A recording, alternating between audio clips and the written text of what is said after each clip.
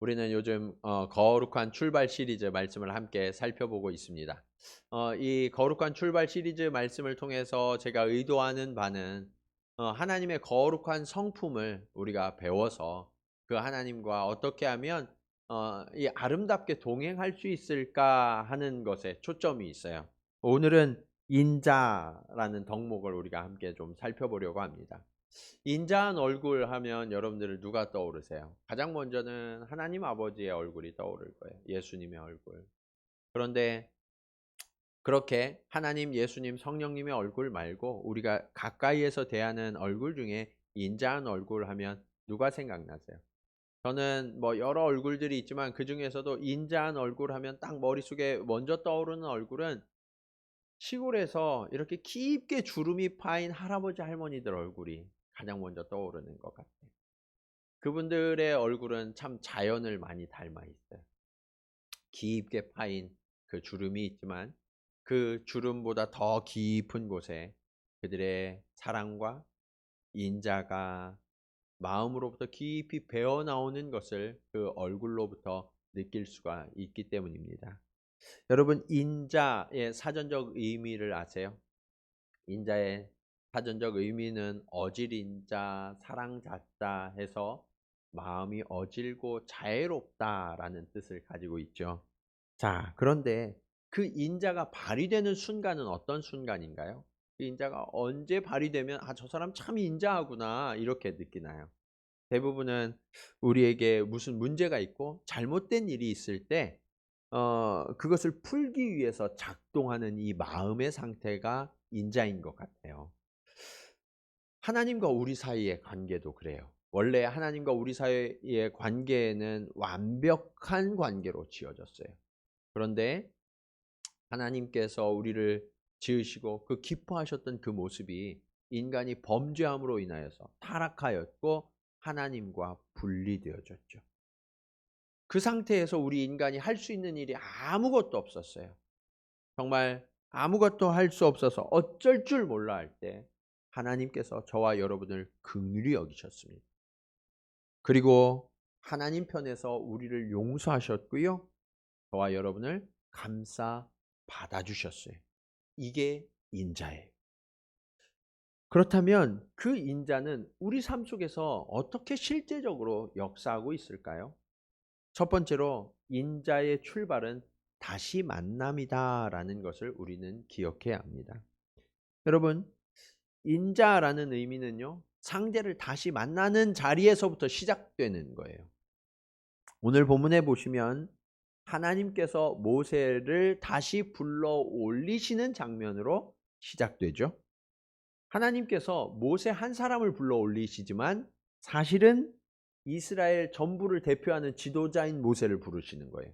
그러니까 하나님의 염두에는 누가 들어있냐면 모세 한 사람이 아니라 이스라엘 전체 백성을 대면하는 마음으로 그들을 부르고 계시는 거죠. 1절 말씀을 한번 보실까요? 여호와께서 모세에게 이르시되 너는 돌판 둘을 처음 것과 같이 다듬어 만들라. 내가 깨트린 처음 판에 있던 말을 내가 그 판에 쓰리니. 여러분, 하나님께서 모세에게 올라오라고 하셨는데 전제 조건이 있어요. 뭘 가지고 올라오라고 하셨어요? 네, 돌판 둘을 다듬어 가지고 올라와라 라고 말씀하셨던 거예요. 여러분, 처음 하나님께서 모세를 시내산에서 만나실 때는요, 그 돌판을 하나님이 직접 준비하셨어요. 그리고 그 돌판 위에 하나님이 전능하신 능력으로 글을 다 쓰셔서 그 언약이 새겨진 돌판을 모세의 품에 지어주셨죠. 그런데 처음과 달리 이번에는 하나님이 직접 써오라고, 준비해 오라고 말씀하세요. 왜냐하면 그 첫 번째 그 소중한 그 귀한 언약의 돌판을 모세가 어떻게 했어요? 깨뜨려 버리고 말았거든요.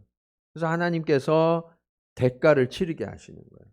근데 여러분 한번 생각해 보세요. 무거운 돌판, 그것도 하나가 아니라 두 개를 만들기도 힘든데 그거를 다듬어서 만드는 과정이 얼마나 고되고 힘들겠어요. 지금은 연장이 좋으니까 이 돌을 반반하게 다듬는 게 그렇게 어려운 일이 아닐 수 있어요. 그런데 예전에는 그 돌을 깎아서 그리고 그거를 다듬으려고 그러면 얼마나 어려웠을까요? 아마 돌로 돌을 다듬어야 했을 거예요. 그러면 아주 오랜 시간 정말 피나는 노력을 해야만 이 돌판 두 개를 간신히 깎아 만들 수 있었을 거예요. 게다가 그렇게 노력해서 만든 그 돌판을 산 밑에서부터 위에까지 가지고 올라오라고 주님 명령하시죠. 여러분 그냥 올라가기도 맨몸으로 올라가기도 산이 힘든데 이 시내산은요 돌산이거든요. 그리고 굉장히 높아요. 그 산을 이 돌판을 지고 올라가는 게 얼마나 고되고 힘들었을까요? 4절 말씀을 한번 보실까요? 모세가 돌판들을 처음 것과 같이 깎아 만들고 아침에 일찍 일어나 그 두 돌판을 손에 들고 여호와의 명령대로 시내산에 올라가니. 시내산에 지금도 성지순례 하시는 분들은요 새벽에 올라가요. 새벽에. 네, 새벽에 올라가서 안 그러면 너무 덥거든요. 네, 그래서 아주 칠흑같이 어두운 밤을 밝히고 새벽에 시내산을 오릅니다. 모세도 아마 그랬을 거예요. 이 어두움을 밝히면서 이제 산을 오르는데 이 돌판 둘을 들고 오르자니 그게 얼마나 힘들었을까요? 입에서 단내가 막 났을 거예요. 네. 여러분 아마 밑에서부터 벌써 지쳤을 거예요. 중간쯤 올라갔을 때 이런 생각이 들지 않았을까 생각해요. 내가 그 돌판을 왜 깼을까? 너무 후회가 돼서 정말 이 돌판을 들고 가는 일이 정말 고되고 눈물 나는 그 고통의 행군이었을 거예요. 그래서 여러분 기억하셔야 될 게 있어요. 웬만하면 성질 부리지 마세요. 예. 성질 부리고 막 뭐 지우 던지면 하나님이 이렇게 대가를 치르게 하세요. 자, 그런데 하나님이 과연 그 성질 부리는 것을 고치시려고 그러면 내가 이 버르장머리를 고쳐놔야 되겠다. 그래서 모세에게 그 돌판을 들고 오라고 하셨을까요? 그것은 아니었을 거예요. 아마도 그것은 모세의 마음을 준비시키시는 과정이었으리라고 생각돼요. 사실 하나님은요, 모세를 다시 올라오라고 할 때부터 이스라엘 백성을 다시 대면할 준비가 되어 있으셨어요. 하나님 편에서는요, 모든 걸 다 용서했고, 그리고 이스라엘 백성들을 만날 준비가 완전히 되어 있었죠. 그런데 모세와 백성들은 준비가 안 돼 있었던 것 같아요. 그걸 어떻게 알 수 있느냐? 그건 간단해요. 여러분, 지금 모세는요, 너무 화가 나서 돌판을 막 들어서 하나님이 써주신 그 언약의 말씀이잖아요. 이게 얼마나 귀해요. 근데 그거를 들어서 던질 정도로 지금 통제가 안 되고 막 분노한 상태예요. 여러분이 화가 나서 막 정말 절제가 안 되는데 옆에 있는 상대가 나를 화나게 한 그 상대가 "왜 그래? 잠깐 앉아서 나랑 이야기합시다." 그러면 어때요? 차분하게 앉아서 대화가 돼요, 안 돼요? 예. 예. 잘 안 돼요. 그쵸? 이게 되는 사람들은 정말 정말 성숙한 인격이에요. 근데 대부분은 이게 잘 되지 않아요. 그래서 이 흥분한 상태, 정말 분노한 상태에서는 마음을 금방 가라앉히고 침착하게 차분하게 앉아서 대화를 이어가는 게 쉽지 않죠. 오히려 상대방의 얼굴조차 보기 싫어요. 예. 마주하는 건 고사하고 얼굴 보는 것도 너무너무 싫을 거예요.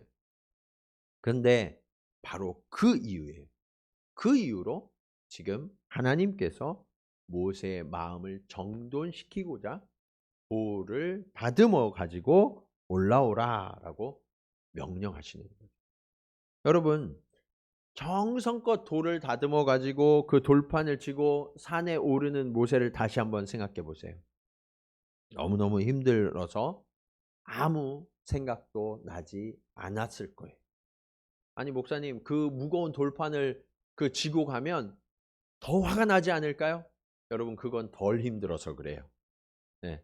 등산을 해 보셨나요? 네. 등산하시는 분들, 우리 집사님들 중에도 등산 좋아하시는 분들 계신데, 나의 한계가 와요. 등산하다 보면 한계가 오는데 그 한계를 넘어서 계속 올라갈 때 생각이 들어요, 안 들어요? 아무 생각이 없어져요. 아무 생각이 없어져요. 그냥 한 발 한 발 내디딜 뿐이에요. 지금 하나님은요, 그렇게 모세를 한계까지 몰고 가시는 거예요. 한계까지 몰고 가서 그의 분노를 진정시키고 그의 영혼의 상태를 단정하게 지금 만들고 계시는 거죠. 여러분, 모세가 이전에는 하나님의 거룩한 분노를 품었어요. 그렇다면 이제는 그 산 위로 올라오라고 하시면서 하나님이요, 이제는 그 분노를 내려놓고 하나님의 인자를 배워라 라고 촉구하고 계신다는 사실을 우리는 바라볼 수 있어야 돼요. 여러분, 혹시 여러분 사시면서 주일 아침에 다퉈보신 적이 있으세요? 주일 아침에 교회 오시기 전에 다퉈보신 적이 있으시죠? 네. 부부끼리도 다퉈보신 적이 있으실 거고 자녀들과 다툼이 일어난 적도 있으실 거라고 생각돼요. 그때 여러분의 마음이 어떠세요? 교회 오기가 편하세요? 네, 그렇지 않으셨을 거예요. 아마 이런 마음이 드시지 않으셨을까 생각돼요. 내가 이런 상태로 교회 가는 게 맞나? 내가 이런 마음으로 교회 가서 앉아있다고 이게 하나님 앞에 예배를 제대로 드리는 건가? 그런 마음이 아마 여러분의 마음을 지배했을 거예요. 바로 그때 생각해야 될 사람이 있어요. 그게 누구냐? 모세예요. 모세가 지금 그런 마음으로 이 돌판을 쥐고 올라가고 있는 거예요.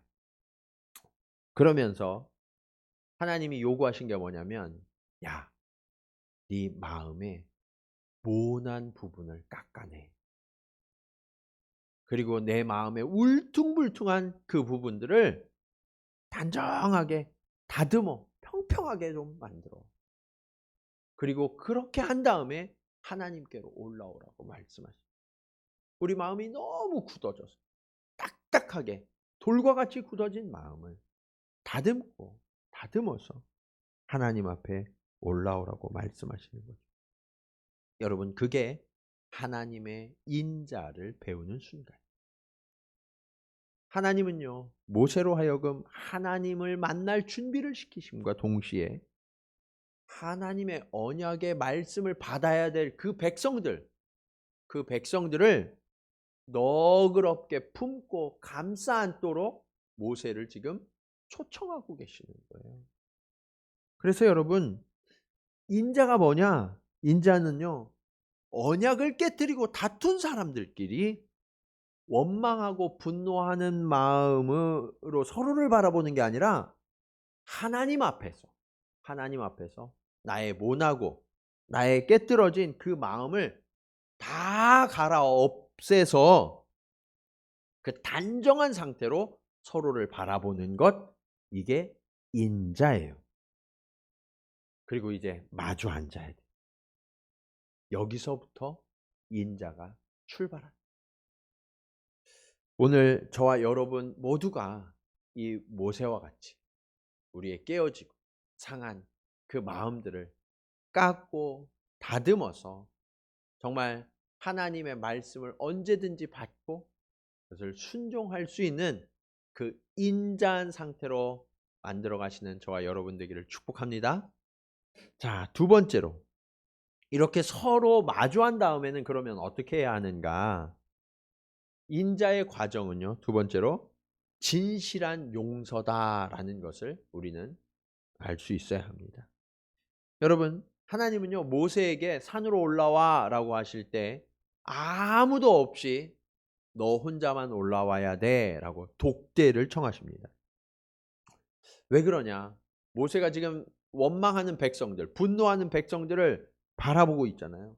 근데 여러분, 원망하는 대상, 내가 분노하는 대상을 아무리 바라보고 묵상한다고 해서 답이 나와요, 안 나와요? 답이 안 나와요. 네. 그 상대를 이해하려고 하면 할수록 이해가 돼요? 이해가 안 돼요. 네. 내 마음이 막 점점 더 분노만 차오를 뿐이죠. 설득이 되던가요? 설득도 안 돼요. 그래서 하나님이요 지금 뭐라고 하냐면 야, 너 눈 돌려. 그리고 지금 나에게로 올라와 라고 독대를 청하고 계시는 거예요. 여러분 거꾸로 이제 예배 전이 아니라 예배 직후에 싸우신 적 있으신가요? 네. 네. 우리가 예배 마치고 가다가도 자주 싸우는 것 같아요. 근데 예배 직후에 싸울 때는 정말 정말 위험해요. 왜 그런 줄 아세요? 우리에게 무기가 들려 있어요. 그게 뭐냐? 이런 거예요. 당신 예배 시간에 뭐 했어? 그거 당신한테 들으라고 하신 말씀이야. 예. 어. 그 말씀 똑바로 들어야지. 그러면서 우리 손에 무엇이 들려 있냐면 말씀이 돌판이 되어서 무기가 돼요. 예. 그러면서 우리가 누구 흉내를 내냐면 모세를 흉내내는 거예요. 내가 준엄한 심판을 내리리라 하면서 말씀을 들어서 막 상대를 향하여 던지죠. 여러분 이게 굉장히 위험한 상태예요. 네. 여러분 김혜자 씨가 예전에 책을 한 권 냈는데 그 책 제목이 너무 예뻐요. 뭐냐? 꽃으로도 때리지 말라. 근데 우리는 뭘로 때렸어요? 네, 말씀으로. 우리 옆에 계신 분들하고 한번 이렇게 다짐해 봅시다. 말씀으로도 때리지 맙시다. 네, 말씀은 그렇게 사용하라고 드리는 게 아니에요. 네, 하나님이 그렇게 사용하는 것을 아주 싫어하세요. 그럼 어떻게 해야 돼요? 모세처럼 처음부터 다시 다 다듬어서 밑에서부터 가지고 올라가는 고생함이 있을지어다. 그래서 여러분 말씀을 그렇게 사용하시면 안 돼요. 네. 그러면 어떻게 해야 되느냐? 내 마음에 원망이 가득하잖아요. 분노가 가득하잖아요. 이 원망과 분노를 끌어안고 하나님이 계신 곳으로 올라가야 되는 거예요. 하나님이 지금 독대하자고 청하시는 그 모세의 상태가 어떤 상태냐? 원망과 분노가 가득한 상태라는 거죠. 그런데 하나님께서 그 모세와 독대하시면서 무엇을 하셨을까요? 5절 말씀 보실까요? 여호와께서 구름 가운데 강림하사 그와 함께 거기 서서 여호와의 이름을 선포하실세. 무엇을 선포했다고요? 여호와의 이름을 선포하셨다는 거예요. 하나님이요 구름을 뚫고 강림하셨어요. 그리고 함께 서셨어요. 너무나 영광스러운 자리죠. 그런데 무엇을 하셨냐? 여호와의 이름을 선포하셨다는 거예요. 이게 너무너무 중요한 의미가 있어요. 6절 말씀 우리 한번 같이 읽겠습니다. 6절 말씀. 자, 시작.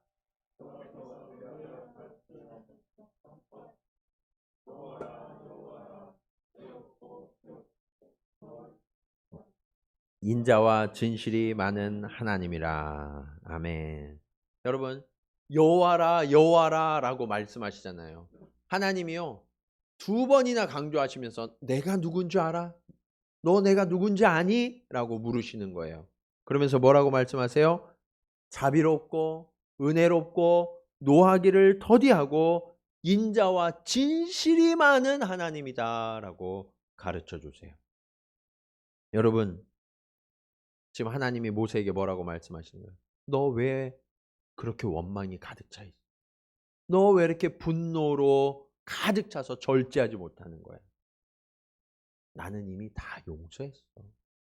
괜찮아. 그러면 여러분 모세가 할 말이 있어요, 없어요? 할 말이 없어요. 할 말이 없어요. 사실요. 이스라엘의 죄는 그들을 인도하는 리더인 모세의 죄이기도 하죠. 성도의 죄는 목사의 죄이기도 하죠. 목사의 죄는 성도의 죄이기도 하죠. 자녀들의 죄는 부모의 죄이기도 해요. 아내의 죄는 남편의 죄. 남편의 죄는 아내의 죄. 문제가 뭐냐면 우리는요. 상대로부터 나를 분리해요. 모세가 지금 왜 이렇게 분노하고 심판하려고 하고 정죄하는지 아세요? 백성들을 바라볼 때 자기는 하나님과 산 위에 있었다는 거예요. 나는 하나님과 산 위에서 거룩한 일을 행하고 있었는데 저 막대 먹은 백성이 저 밑에서 우상을 만들고 이 금송아지가 우리를 애굽에서 인도하여 낸 신이다라고 절했다고 막 비방하고 있는 거죠. 완전히 분리시키고 있는 거예요.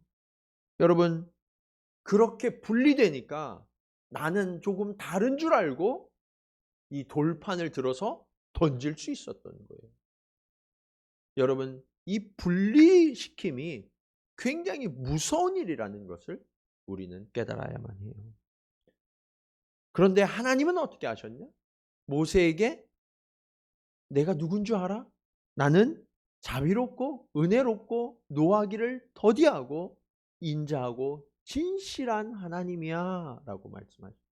그 얘기는 뭐냐면 하나님은요 이미 하나님을 떠났던 이스라엘을 다 품으셨다는 거예요. 다 용서하셨다는 거예요. 다 품어서 나의 백성 삼으셨다라고 하나님이 말씀하고 계시는 거예요. 그리고 하나님의 용서가 얼마나 큰지 모세에게 말씀하세요. 7절 말씀 보실까요? 인자를 천대까지 베풀며 악과 과실과 죄를 용서하리라. 그러나 벌을 면제하지는 아니하고 아버지의 악행을 자손 3, 4대까지 보응하리라.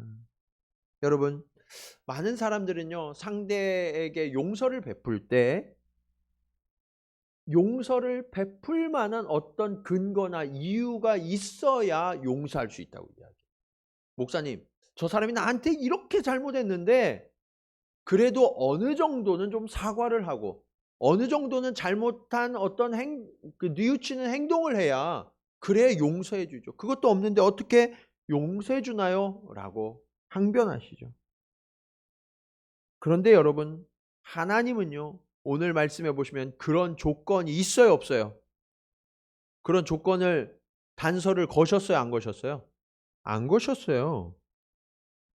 그냥 하나님이요 나는 자비롭고 은혜롭고 노하기를 더디하고 인자와 진실이 많기 때문에 너의 상태와 상관없이 내가 용서해 줄게 라고 말씀하신다는 거예요. 그러니까 여러분, 우리가 갖출 조건을 하나님은 하나도 용서하지 않으셔요.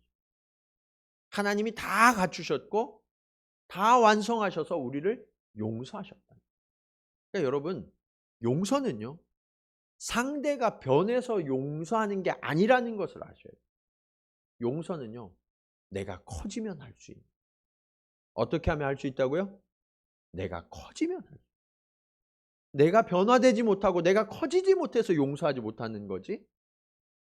내가 하나님 앞에 서서 그 하나님의 인자를 배우면 우리는 용서를 실천할 수 있게 된다는 거예요.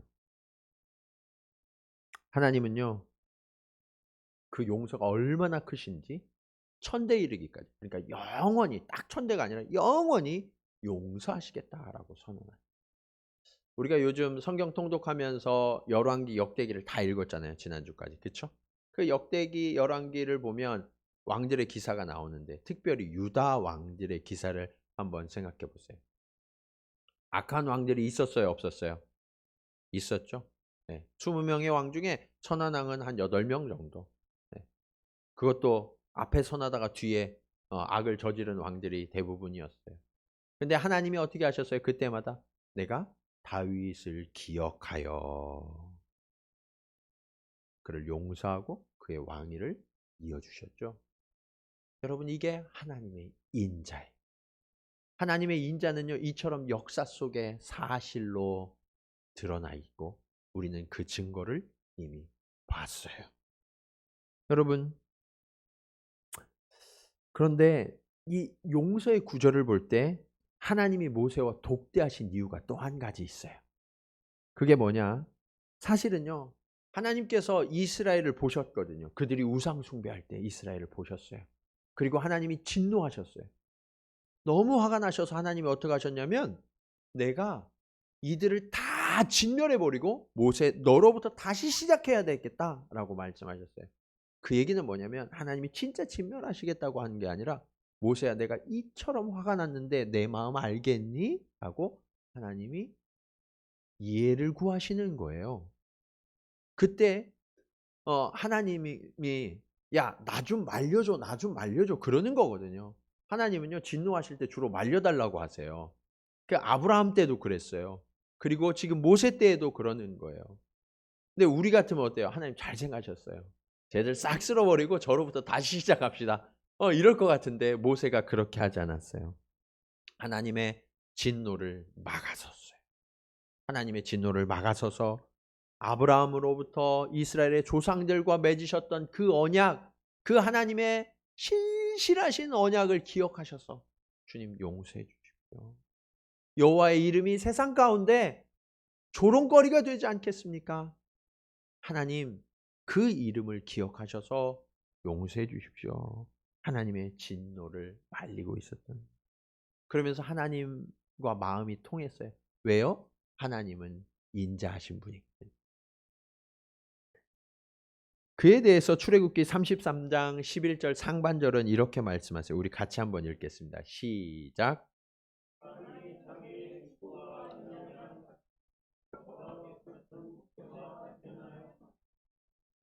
자, 하나님이요 모세와 누구처럼 대하셨다고요? 친구처럼 대하셨다고 말씀하고 있어요. 여러분, 친구는 흉어물 없이 모든 이야기를 나누는 대상이잖아요. 그렇죠?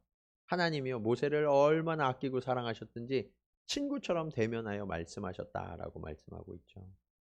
여러분, 하나님 앞에 내가 간절히 기도하고 간구하는데 하나님이 응답하지 않는다고 하시는 분들이 있어요. 왜 그런 줄 아세요? 그 마음에 인자가 없기 때문에 그래요. 그 마음에 인자를 품지 못하고 원망과 분노와 불평과 이런 모든 악한 것들을 계속해서 끊임없이 쏟아내는 분들이 계세요. 그런 분들은요 하나님이 그 기도를 듣지 않으세요. 침묵하세요. 들리지만 침묵하세요. 왜냐하면 하나님의 마음과 다 있지 않거든요. 그런데 오늘 모세의 기도는 하나님의 마음에 너무 잘 맞았어요. 그런 기도에 하나님이 응답하세요. 그런 기도는 어떤 기도냐? 인자를 품은 기도예요. 어떤 기도요? 인자를 품은, 용서의 기도, 자비의 기도. 그런 기도를 하나님이 기뻐하시고 하나님이 들으신다는 거예요. 그리고 이 모세의 중보는요, 훗날 예수 그리스도의 중보의 모델이 된 거예요. 저와 여러분이 이 땅에서 호흡하고 지금도 살아갈 수 있는 이유는 예수 그리스도의 중보가 있으셨기 때문이죠. 주님은요, 우리를 죄인 되었을 때 사랑하셨고 무조건적으로 우리를 용서하신 분이셨대요. 우리는 이미 그 인자를 경험한 사람. 그래서 우리는 어떻게 해야 하느냐? 그 하나님으로부터 인자, 용서를 배워서 다른 사람들에게 인자와 용서를 베풀어야 돼. 그러면 우리가 살아가는 이 삶의 자리들이 평안해지는 그때부터 평안. 민수기 14장 19절 말씀 보시면 구하옵나니 주의 인자의 광대하심을 따라 이 백성의 죄악을 사하시되 애굽에서부터 지금까지 이 백성을 사하신 것 같이 사하시옵소서. 여러분, 하나님과 우리의 모습이 얼마나 다른지가 여기에 나와요. 우리는요 무엇을 기억하냐면 이전부터 지금까지 상대가 나한테 얼마나 잘못했는지 그 잘못한 일들을 하나하나 다 세고 있어요. 네, 기억나시죠 여러분들?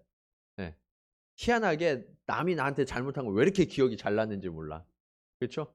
네. 근데 하나님은 지금 무엇을 기억하신다고 말씀하시냐면 애굽에서부터, 그러니까 이스라엘 백성이 태동할 때부터 그때부터 지금까지 이 백성을 계속해서 사하셨다. 그것을 기억하시고 그렇게 사하신 것처럼 지금도 또 사해 주세요라고 기도하고 있는 거예요.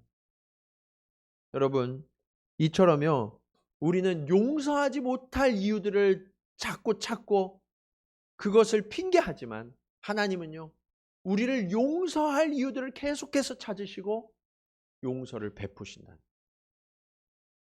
여러분, 혹시 여러분이 용서하지 못하는 대상이 있으세요? 이제 우리의 시선을 바꾸셔야 돼요. 어떻게 바꿔야 되느냐? 용서하지 못할 이유들을 자꾸 찾는 일을 이제 중단하세요. 그리고 어떻게 해야 되느냐? 그 사람의 좋은 점을 찾으세요. 그래도 그나마 괜찮은 점, 용서할 수 있는 점, 그리고 내가 지금까지 용서해 왔던 일, 그러면요 아까워서 용서를 멈추질 못해요. 예. 지금까지 드린 게 얼만데.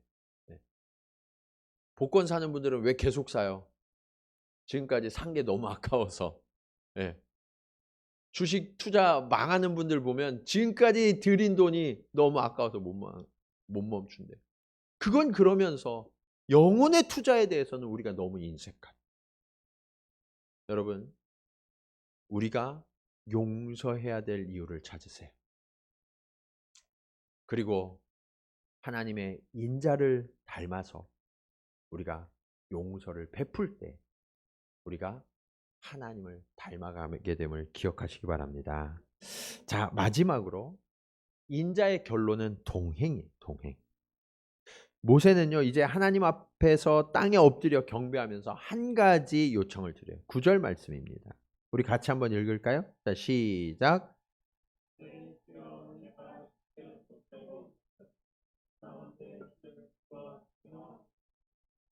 이는 목이 뻣뻣한 백성이니이다.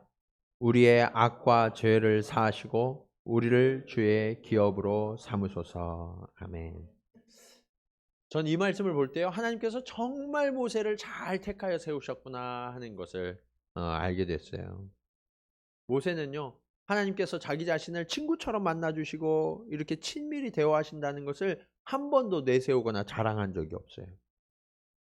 거꾸로 이스라엘을 볼까요? 이스라엘은 어때요? 자격이 없어요. 어느 정도냐? 목이 뻣뻣해요. 목이 뻣뻣. 고집이 너무 세요.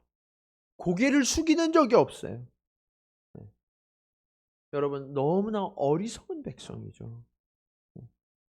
여러분 능력이 없는데 고집 세고 교만해. 그러면 그런 사람과 함께 하고 싶으세요? 네. 그런 사람은 옆에 오면 너무너무 짜증나요. 그렇죠? 네. 그런데 그렇게 정말 능력도 없고 고집 세고 한심한 이 이스라엘이 우리의 모습이라는 저와 여러분입니다. 그럼에도 불구하고 모세는 하나님 앞에 엎드려서 중보해요. 그렇게 할 수 있는 이유가 뭘까요? 우리 같으면 염치 없어서 정말 그 일 못할 것 같아요. 하나님의 자비하심과 인자하심이 얼마나 큰지를 알고 있기 때문에 그 하나님 앞에 자비하심에 기대어 중보하고 있는 거죠. 하나님 앞에서는 늦은 적이 없어요. 자격이 없는 자가 없어요. 우리는 어떠한 모양이든지 어떠한 상태이든지 하나님 앞에 나아가 간구할 수 있어야 돼요. 여러분 우리 자신을 인간적인 시선으로 바라볼 때 그리고 우리의 상대방을 인간적인 시선으로 바라볼 때 한심해. 참 어리석어요. 정말 함께하고 싶지 않은 모습들이 너무나 많아요. 그러다 보면 어떤 마음이 들어요? 이제 그만하고 싶어요. 너무 많이 한 것 같고 이제 여기서 좀 멈추고 싶은 그런 생각이 들어요. 끝내고 싶은 관계가 생각나요.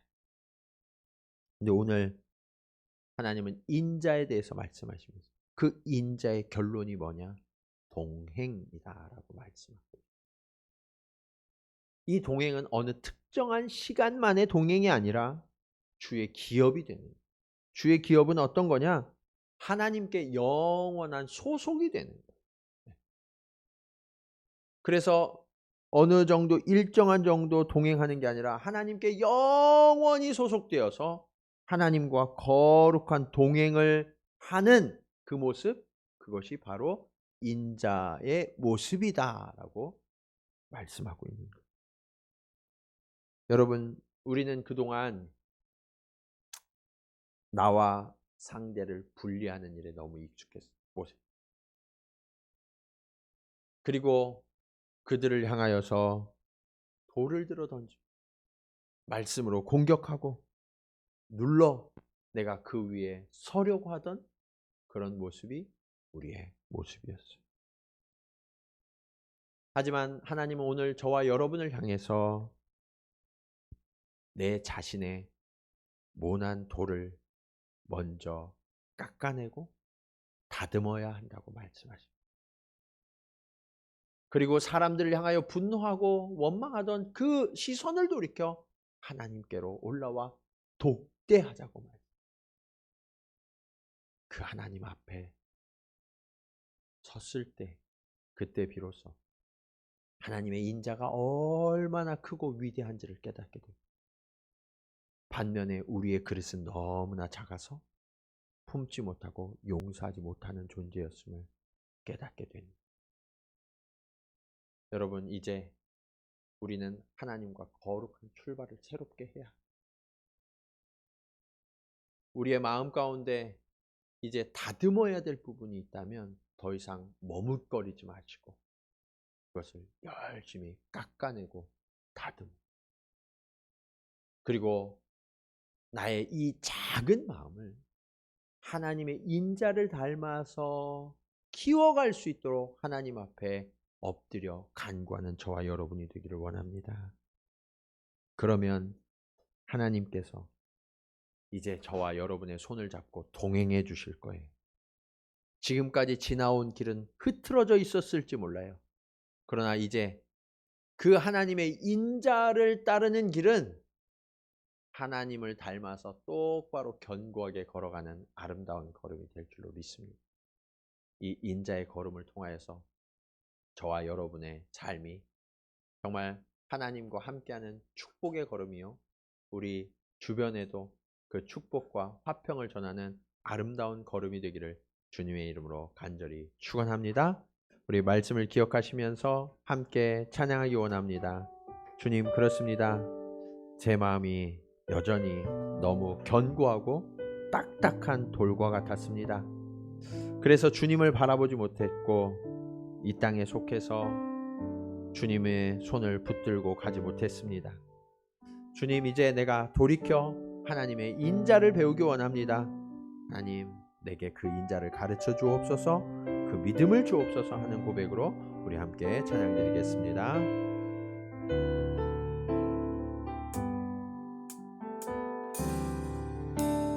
주님, 제 마음이 너무 둔해서 주님을 볼 수 없습니다.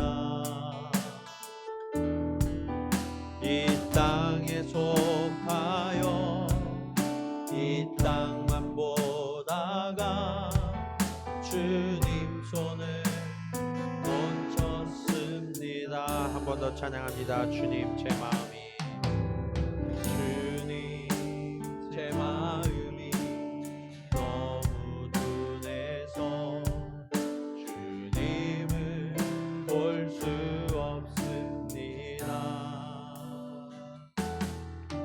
이 땅에 속하여 이 땅만 보다가 주님 손을 놓쳤습니다.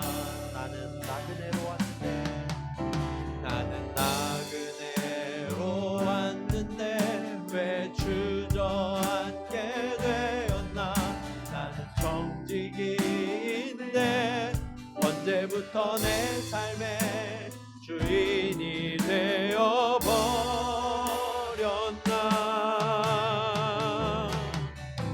믿음이 없이는 기쁘시게 못하나니 고된 수고도 다 헛될 뿐이라. 믿음이 없어서 무너진 삶의 모든 자리에 다시 주님을 기다림. 믿음이 없이는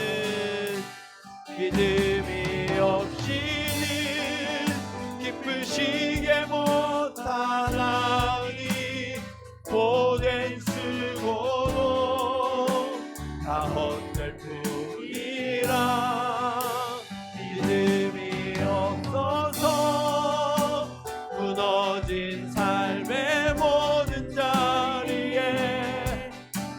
다시 주님을 기다립니다. 그렇습니다. 주님, 내 모습은 화가 많이 나 있고 분노에 가득 차서 돌을 들고 서 있는 모세와 같습니다. 주님, 주님의 말씀으로 내려치려는 그러한 모습이 바로 우리의 모습이었음을 주님 회개합니다. 주님, 이제 사람을 향하여 분노하던 내 시선과 내 걸음을 주께로 향하기를 원합니다. 주여, 내가 주와 독대하게 싸우니 주님 나를 만나 주시옵소서. 그리고 주의 자비하심과 주의 인자하심과 노하기를 더디하심과 진실하심을 가르쳐 주옵소서. 나는 그릇이 너무 작아서 나의 이웃을 품을 수 없었고, 나의 자녀를 품을 수 없었고, 나의 남편과 나의 아내를 품을 수 없는 작은 자였음을 주님 고백하며 회개합니다. 상대방이 너무나 큰 죄를 지어서가 아니라 내가 그릇이 너무 작아서 주님 그래서 품을 수 없었습니다. 주여, 이제 주님의 마음의 크기가 나의 마음의 크기가 되게 하여 주시옵소서. 그래서 주님, 내가 인자를 베풀게 하시고 넉넉하게 용서하게 하여 주셔서 우리의 깨어지고 상한 관계가 하나님의 회복과 하나님의 치유와 하나님의 은혜를 누릴 수 있도록, 그래서 평화를 누릴 수 있도록 주여 인도하여 주시옵소서. 우리 다 함께 기도 드리시겠습니다. 할렐루야. 아버지 하나님, 오늘 하나님의 말씀 앞에서 우리의 모습을 돌아볼 때 아버지 하나님, 내가 분노하고 화가 나서 씩씩대던 아버지 하나님 이러한 모습임을 주님 바라봅니다. 주여, 이제 내가 주님의 마음을 배우기를 원합니다. 아버지 하나님, 돌을 내려놓게 하여 주시옵소서. 아버지 하나님, 깨지고 모나고 상한 모든 것들을, 그 마음판을 갈아엎게 하시고 아버지 하나님 다듬게 하여 주시옵소서. 그래서 주님으로 인하여 아버지 하나님 내 마음이 커져가게 하시고 주님의 인자를 배울 수 있도록 주님 인도하여 주시옵소서. 분노한 마음이 아버지 하나님 하나님의 마음이 아님을 깨닫게 하여 주시옵소서. 아버지 하나님, 나는 이것이 거룩한 분노라고 생각했지만 하나님은 이미 용서하셨고 그들을 자비로 품으셨음을 주님 깨닫게 하여 주시옵소서. 그리하여서 주님, 이제 나도 주님의 마음을 닮아서 내 그릇이 커지게 하시고, 내가 지금까지 용납할 수 없었고 용서하지 못했던 아버지 하나님 그 대상들을 사랑으로 용서하게 하시고 품게 하시고 다시 바라볼 수 있도록 주님 인도하여 주시옵소서. 다시 마주하게 하여 주시옵소서. 그래서 주님, 이제는 진정한 치유와 회복이 우리 관계 가운데 일어나게 하시고, 그로 말미암아 하나님의 나라가, 하나님의 화평이, 하나님의 거룩이 우리 가운데 새롭게 시작될 수 있도록 주님 인도하여 주시옵소서. 아버지 하나님, 이제 우리의 삶을 주님 앞에 의탁드립니다. 그리고 주님의 산에 오릅니다. 주님, 우리의 시선이 주님의 시선을 담게 하여 주시옵소서. 우리의 언어가 주님의 언어를 담게 하여 주시옵소서. 아버지, 우리의 발걸음이 주님의 발걸음을 따르게 하여 주시옵소서.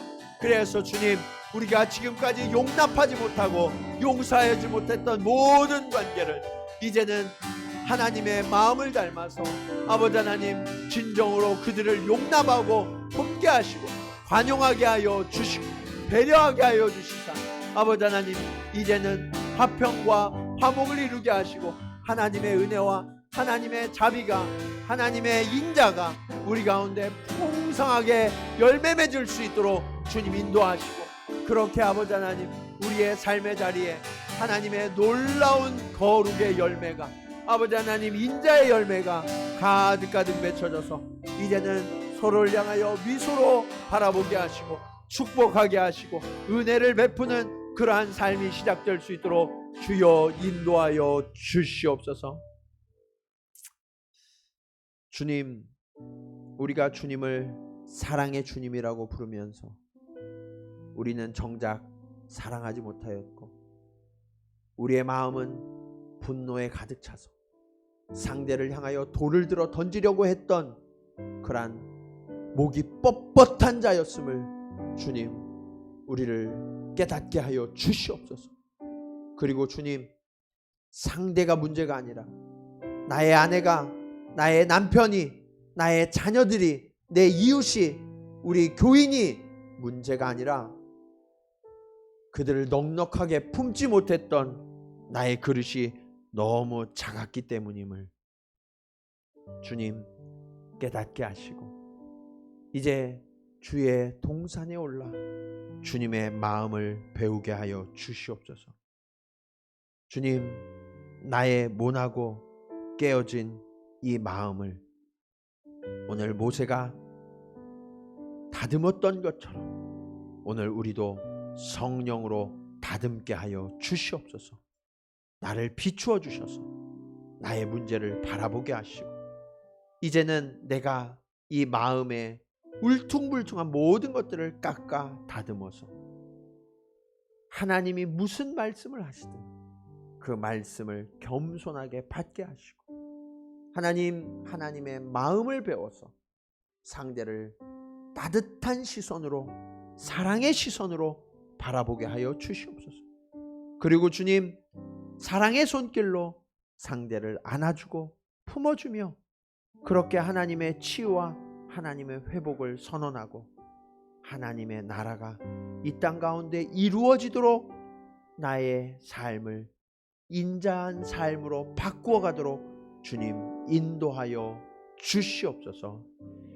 이제는 우리를 위하여 길이 참으시고 십자가를 지신 예수 그리스도의 은혜와 아버지 하나님의 무한하신 사랑하심과 성령님의 감화감동 교통하심이 오늘 말씀을 따라 나의 모난 모든 마음의 돌판을 다듬어 하나님의 인자와 그 자비의 크기를 배우고 지금까지 용납하지 못했던 모든 사람들을 품고 용납하며 용서하기로 결단하며 나아가는 사랑하는 성도들의 걸음걸음 위에, 그리고 회복의 모든 관계 가운데 이제로부터 영원토록 함께 하시기를 간절히 축원하옵나이다. 아멘.